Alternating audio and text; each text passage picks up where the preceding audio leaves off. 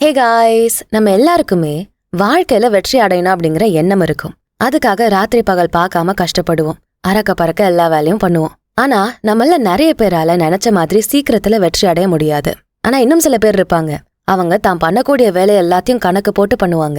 பாக்குறதுக்கு பெருசா வேலை செய்யற மாதிரி எல்லாம் இருக்காது. ஆனா திடீர்னு ஒரு நாள் வெற்றியாளனா வந்து எல்லாரையும் ஆச்சரியப்படுத்துவாங்க.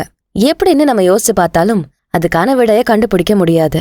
வெறும் குழப்பங்கள் மட்டும்தான் நமக்கு மிஞ்சும். உலகத்துல இருக்க 95% மக்கள்ல வெறும் 5% மக்கள் மட்டும்தான் வெற்றி அடையறாங்க. ஏன் அந்த 5% மக்கள் மட்டும் வெற்றி அடையறாங்க? அவங்க ஃபாலோ பண்ணக்கூடிய சீக்ரெட்ஸ் ஏதாவது இருக்கா? எல்லாத்தையும் தெரிஞ்சுக்கணும்னா இந்த பதிவுல சொல்ற கதையை நல்லா கேளுங்க.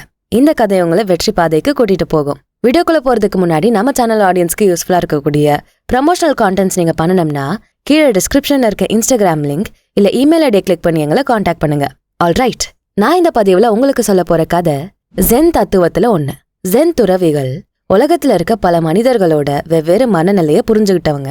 அவங்களுக்கு மனிதன் சந்திக்கக்கூடிய எல்லா பிரச்சனைகளுக்குமே பதில் தெரியும். இவங்க ஞானிகளா இருந்து தன்னை தேடி வர மக்களுக்கு உதவிகளை பண்ணுவாங்க.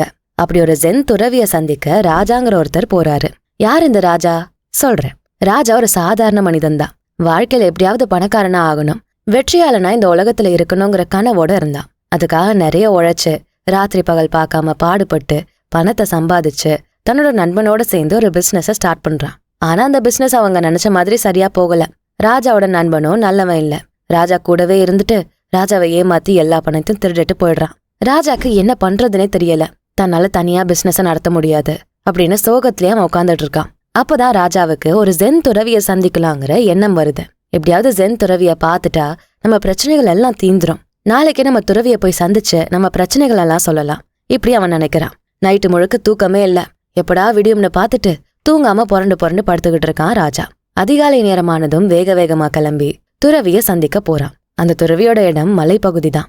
சீக்கிரமா போகணும்னு வேக வேகமா மலை குன்றுகள் மேல நடந்து போறான். ஒரு வழியா அதிகாலையில கிளம்பி அந்த நாள் இரவுக்கு முன்னாடியே ராஜா துறவிய சந்திச்சிடுறான். துறவிய பார்த்து தன்னோட பிரச்சனைகள் எல்லாத்தையும் ஒண்ணு விடாம சொல்றான். ஐயா, எனக்கு வாழ்க்கையே வெறுப்பா இருக்கு. நான் என்ன நினைச்சாலும் சரியா போக மாட்டேங்குது. என்னால வெற்றி அடைய முடியாதா? நான் ஏதாவது பாவம் பண்ணிட்டு வந்துட்டேனா அப்படின்னு அடுக்கடுக்கா கேள்விகளை கேக்குறான். அதுக்கு அந்த துறவி ஒண்ணுமே பேசாம சிரிச்சுக்கிட்டு, இப்போ நைட் ஆயிடுச்சு, நீ இங்கேயே ஓய்விடு, உன்னோட பிரச்சனைய பத்தி நாளைக்கு பேசுவோம் அப்படின்னு சொல்லிடுறாரு. ராஜாவுக்கு மலை மேல ஏறி வந்த களைப்பு. சரின்னு சொல்லிட்டு அங்கேயே அவன் தூங்க தயாராகிறான். இரவு நல்ல உறக்கம். அடுத்த நாள் காலையில ராஜா எழுந்துக்கிறதுக்கு முன்னாடியே துறவி எழுந்து தியானத்துல இருக்காரு. ராஜா காலையில கண்ணு முழிச்சதும் துறவி தியானத்துல இருக்கிறத பாக்குறான். துறவி தன்னோட தியானத்தை முடிச்சுட்டு ராஜா கிட்ட பேசுறாரு. உன்னோட பிரச்சனைகள் எல்லாமே எனக்கு தெரியும். நான் உனக்கு ஒரு கதை சொல்ல நினைக்கிறேன் அப்படின்னு துறவி சொல்றாரு. ஒரு அழகான கிராமம். அந்த கிராமத்துல பல மக்கள் இருக்காங்க. அதுல ஒரு விவசாயியும் இருக்காரு. அந்த ஊரோட பிரதான தொழில்னு பார்த்தா அது விவசாயம்தான். இந்த விவசாயி தன்னோட இடத்துல நெற்பயிரை போட்டிருந்தாரு.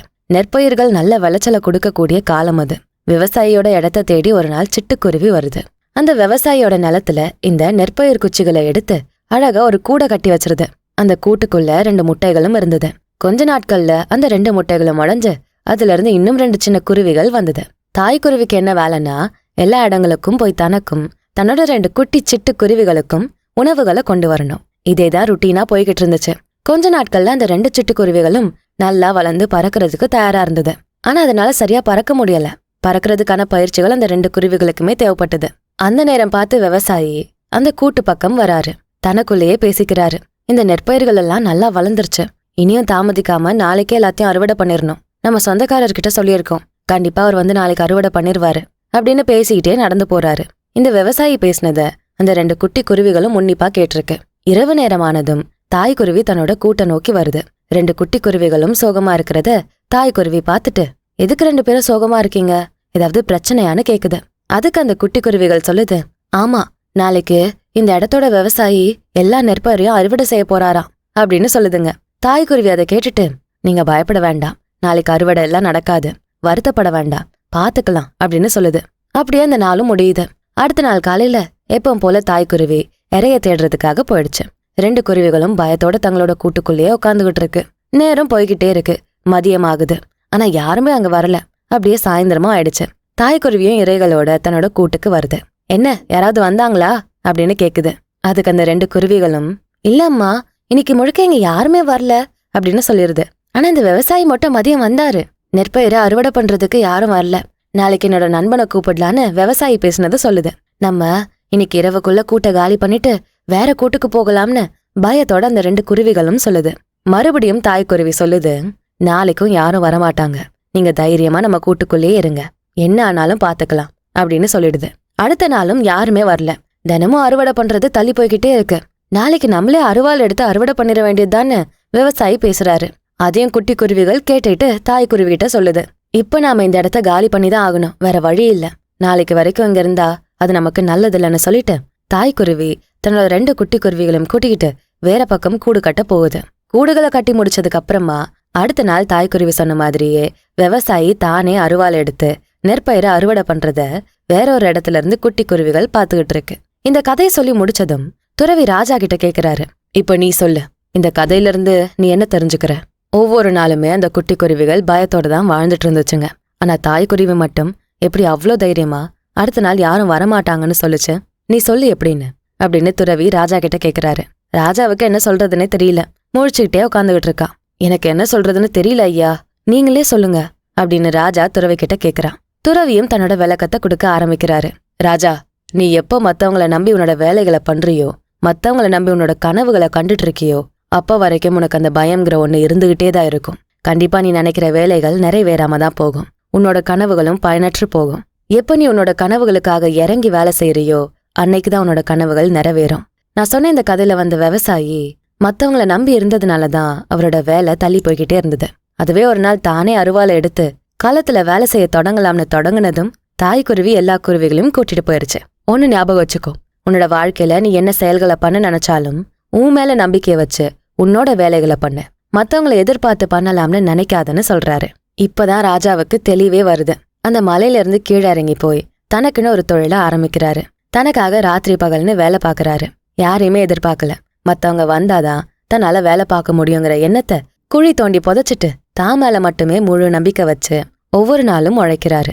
சரியா 2 வருஷத்துல ராஜாதான் அந்த ஊர்லயே பெரிய செல்வந்தனா இருக்கான். அவங்கிட்ட மாலைகள், ஆடை, ஆபரணங்கள்னு எல்லாமே இருக்கு. தன்னோட கனவு நினைவாயிருச்சுன்னு ரொம்ப சந்தோஷமா வாழ்க்கை நடத்துறான். இந்த கதையில இருக்க ராஜா மாதிரிதான் நம்மள நிறைய பேர் இருக்கும். என்ன வேலை பண்ணாலும் துணைக்கு யாராவது நம்ம கூட வரணும், அப்பதான் வேலையே செய்வோம். இல்லனா எனக்கு என்னன்னு எக்ஸ்கியூஸ் மட்டும் சொல்லிட்டு காலங்களை ஓட்டிட்டு பின்னாடி வருத்தப்பட்டுக்கிட்டே இருப்போம். கனவுகளை யாருனால வேணும்னாலும் எளிமையா காண முடியும். ஆனா அந்த கனவுகளுக்காக உழைக்கணும்னா அதுக்கு முழு நம்பிக்கைய நம்ம மேல வைக்கணும். நம்ம கூட இருக்கவங்க, நம்மள சுத்தி இருக்கவங்கன்னு எல்லாரையும் நம்புவோமே தவிர அந்த நம்பிக்கையை நம்ம மேல வைக்க மாட்டோம். யார் ஒருத்தன் தான் மேல நம்பிக்கைய வச்சு தான் பண்ணக்கூடிய செயல்கள் எல்லாத்தையும் பண்றானோ அவன் தான் வாழ்க்கையில வெற்றி அடைவான். ராஜா மாதிரி ஒவ்வொரு நாளும் தனக்காக உழைக்க தயாரா இருக்கணும். உங்களோட கனவுகளுக்காக நீங்க உழைக்க தயாரா இல்லைன்னா மத்தவங்க எப்படி உழைப்பாங்க? முதல்ல உங்க கனவுகளுக்கு நீங்க மதிப்பு கொடுக்கணும். உங்க கனவுகள் எந்த அளவுக்கு உங்களுக்கு முக்கியமானதுன்னு உங்க செயல்கள்ல நீங்க காட்டணும். நீங்க எடுத்து வைக்கிற ஒவ்வொரு அடியும் உங்களை நம்பி இருக்கணும். நிறைய மக்கள் தங்களை நம்பாம மத்தவங்கள நம்புறதுக்கு காரணம் தங்களுக்குள்ளேயே வச்சிருக்கிற லிமிட்டிங் பிலீஃப்ஸ் தான். இந்த எண்ணங்கள் என்னைக்குமே உங்களை வளர விடாது. நான்லாம் பாஸ் மார்க் எடுக்கிறதே பெருசு, எக்ஸாம்ல யாராவது காட்டினாதான் நான்லாம் பாஸே ஆவான்னு சொல்றது, எனக்கு பிசினஸ் பண்ணணும்னு ஆசையா தான் இருக்கு, ஆனா எனக்கு யார் உதவி பண்ணுவா, உதவி பண்ணாலும் கடைசியில ஏமாத்திட்டு போக தான் எல்லாரும் ரெடியா இருப்பாங்க, யாரை நம்புறதுனே தெரியலையே, இப்படி சொல்றது. நம்மளே ஒண்ணு முடிவு பண்ணி தோக்குறதுக்கு மத்தவங்க கிட்ட கேட்டு பண்ணா தோல்வி அடைஞ்சாலும் பழிய தூக்கி அவங்க மேல போட்டுடலாம்ல அப்படின்னு யோசிக்கிறது மாதிரி காரணங்கள்னால்தான் மக்கள் அவங்க மேல நம்பிக்கை வைக்க மிஸ் பண்றாங்க. ஆனா இது எல்லாமே தேவையில்லாத எண்ணங்கள் தான். உங்களை சுத்தி இருக்கக்கூடிய மக்களை உங்களால முழுமையா கட்டுப்பாட்டுக்குள்ள வைக்க முடியாது.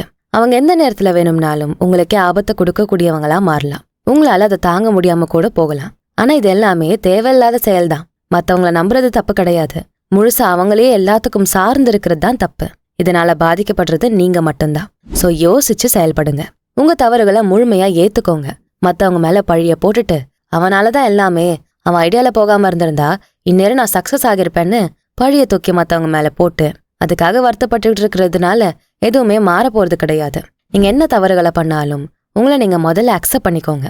துறவி சொன்ன கதையில விவசாயி யாரும் வராததுனால தானே களத்துல இறங்கி அறுவடை பண்ண மாதிரி உங்க லைஃப்ல நீங்க வச்சிருக்க கனவுகளுக்காக இன்னைக்கே வேலை செய்ய ஆரம்பிங்க. இது உங்க லைஃப்.